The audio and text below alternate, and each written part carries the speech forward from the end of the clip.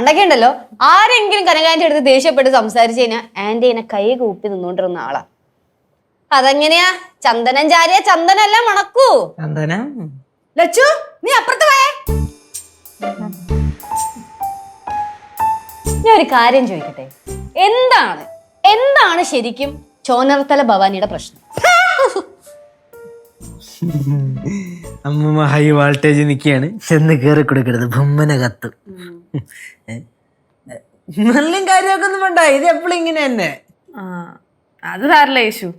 ആട്ടിലൊക്കെ കഴിഞ്ഞിട്ടേ അമ്മൂമ്മനെ കാണാൻ ഒരു പ്രത്യേക ഭംഗിയാ. താങ്ക്സ്. അമ്മൂമ്മേ, കഴിക്കാൻ എന്താ ഉള്ളേ? ദോശയും ചമ്മന്തിയാണോ അത് വേറെന്തെങ്കിലും ഉണ്ടോ? ചമ്മന്തി ദോശയുണ്ട്.